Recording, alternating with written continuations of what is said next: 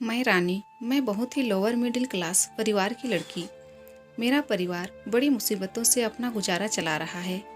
मेरे घर में अब एक परेशानी है, मेरी शादी की। कितने ही रिश्ते अब तक मेरे घर वाले देख चुके हैं, लेकिन किसी को मैं पसंद नहीं आई। दिखने में इतनी अच्छी नहीं होना। संस्कार और स्वभाव सब बाद में आते हैं, पहले रंग आता है। इसलिए अभी तक मेरी शादी नहीं हो पाई। फिर एक दिन पिताजी को सामने से एक रिश्ता आया। लड़का दिलीप था और जैसे ही उन्होंने बताया था, लड़का कहीं प्राइवेट जॉब करता है, 15,000 लेकर आता है। पिताजी और माँ ने ज़्यादा पड़ताल की नहीं और मेरी शादी पक्की हो गई। शादी के लिए मेरे भी कई अरमान थे। मैं चाहती थी कि पिताजी की चिंताएं थोड़ी कम हो जाए, इसलिए मैंने भी हाँ कर दी। पिताजी ने पेट काटकर मेरी शादी के लिए कुछ गहने बनवाए थे। ज़्यादा तो कुछ हम दे नहीं पाए और उनकी तरफ से भी कोई डिमांड नहीं थी। पिताजी को लगा कि बच्चे की किस्मत अच्छी है, जो उसे इतना अच्छा घर मिला है। शादी हो गई और मैं विदा हो गई। सुहागरात को मैं अपने बिस्तर पर बैठी उनका इंतजार कर रही थी। मेरे मन में कई तरह के ख्याल थे। मैं थोड़ी घबराई भी। अभी करीब 1 घंटा हो गया था मुझे अपने कमरे में बैठे उनका इंतजार करते हुए। तभी बाहर से मुझे चिल्लाने की आवाज़ें आने लगी। मैंने दरवाजे के पास जाकर देखा तो दिलीप और उनके पिताजी में बहस हो रही थी। मुझे लगा कि दरवाज़ा खोलकर बाहर जाऊं, लेकिन मैं वहीं रही। फिर कुछ देर बाद वो जोर से दरवाज़ा खोल के अंदर आते हैं। उनके आते ही कमरे में बहुत दुर्गंध फैल गई। वो बुरी तरह नशे में थे, फर्श पर गिर पड़े। शायद पिताजी उन्हें यह चिल्ला रहे थे कि वो आज शराब पीकर आए हैं। मेरी तो कुछ समझ नहीं आया, क्या करूं। रात भर वो वहीं फर्श पर सोते रहे। सुबह जल्दी उठकर मैं किचन में गई। सास ससुर दोनों मुझसे नजरें नहीं मिला पा रहे थे। मैं उनके लिए चाय बनाकर लेकर गई। वो कमरे में थे। जैसे ही मैंने चाय दी, वैसे ही उन्होंने चाय का कप फेंक दिया और बोला, दोबारा हिम्मत मत करना मेरे पास आने की। तू मेरी बीवी नहीं, इनकी बहू है बस। जाकर उनकी सेवा कर। सास को कब गिरने की आवाज़ें आ गई थी। मैं किचन में गई, तब मेरी सास मुझसे बोलती है, पत्नी के आने से पति की जिंदगी में बहुत बदलाव होता है। आने से कई बिगड़े आदमी सुधरते देखे हैं हमने।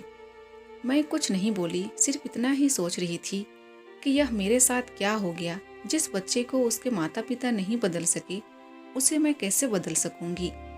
ऐसे लड़के से किसी की शादी करना क्या सही है, वो भी सिर्फ इसलिए कि बेड़िया बांध देने से वो सुधर जाएगा। वो अगली रात फिर कमरे में आए, मेरी तरफ देखा भी नहीं और सो गए। सुबह जब मैं उठी तब मेरे कमरे का कबाट खुला था। उसमें रखे मेरे गहने गायब थे। मैंने जाकर यह बात अपनी सास को बताई तो वो ज़्यादा कुछ बोली नहीं, सिर्फ यही बोली, अपनी चीज़ें तुम संभाल कर नहीं रख सकती क्या। दिलीप जी भी घर पर नहीं थे। मैं समझ गई कि वो ही शायद मेरे गहने भी लेकर गए हैं।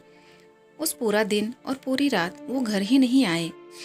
जी तो मेरा किया कि पिताजी को एक बार फ़ोन करके ज़रूर पूछ लूँ कि आपने किस लड़के के साथ मेरी शादी करवा दी है, लेकिन फिर मुझे लगा कि अब बोलने से क्या फ़ायदा। वो 3 दिन बाद घर पर आए। आते ही उनके और उनके पिताजी के बीच बहुत कहासुनी हुई। मेरी सास ने मुझे फिर ताना मारा कि बहू लाए थे कि चलो बेटा संभल जाएगा, लेकिन उसके आने के बाद तो ये ज़्यादा बिगड़ गया है। मैंने भी सोचा कि मैं इतनी जल्दी तो हार नहीं मानूंगी, इसलिए मैंने अपने आंसू नहीं गिरने दिए। मैंने उनसे फिर बात की। मैंने पूछा कि आप क्या चाहते हैं, ऐसे ही ज़िंदगी को आगे बढ़ाना या आपने कुछ सोचा है। वो बोले कि तुझे जो करना है तू कर, मुझे तेरी शक्ल भी नहीं देखनी। मुझे थोड़ा गुस्सा आया और बोला कि फिर आपने शादी क्यों की। वो जोर से बोले, शादी मेरे घर वालों के कहने पर की। मुझ पर कर्जा था 2 लाख का, वो उन्होंने तभी दिया जब मैं शादी को माना। फिर मैंने बोला, तो फिर आपने मेरे गहने भी इसलिए लिए थे। बस मेरे इतने बोलने पर उन्होंने मुझे जोर से चाटा मार दिया। मैं जैसे सुन्न रह गई। अभी 7 दिन भी नहीं हुई मेरी शादी को और मेरे साथ यह हो रहा है। अब मैं रात भर सो नहीं पाई। मैं अपने भविष्य के बारे में सोच रही थी। और मेरे सामने कई विकल्प थे जिसमें से मुझे चुनना था। रात भर मैं यही सब सोचती रही। फिर सुबह हुई और मैंने अपना सामान पैक कर लिया। मेरी सास मुझसे पूछने आती है, यह क्या कर रही हो? मैंने बोला, मैं अपने घर जा रही हूँ। सास ने मुझे ताना मारा कि तुम्हारे घर में खाने को नहीं है, 2 दिन में वापस तुझे यहीं आना पड़ेगा। मैंने बोला, मैं जैसी भी हूँ मेहनत करके खा सकती हूँ, तुम्हारे बेटे की तरह चोर और शराबी नहीं हूँ। मेरी सास मेरा मुंह देखती रह गई। पता नहीं मुझ में इतनी हिम्मत कहाँ से आ गई। मुझे पता था कि यह मेरे और मेरे परिवार के लिए बहुत संघर्षपूर्ण हो सकता है, लेकिन उस समय मुझे यही ठीक लगा। उम्र भर ऐसे किसी के साथ कैसे रह सकती हूँ जो चोरी करे, शराब पीकर मुझे मारे। मैं उस घर से चली गई। आगे क्या होगा देखा जाएगा।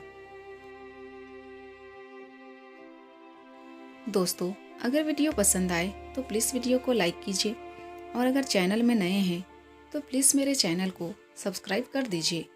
Thank you.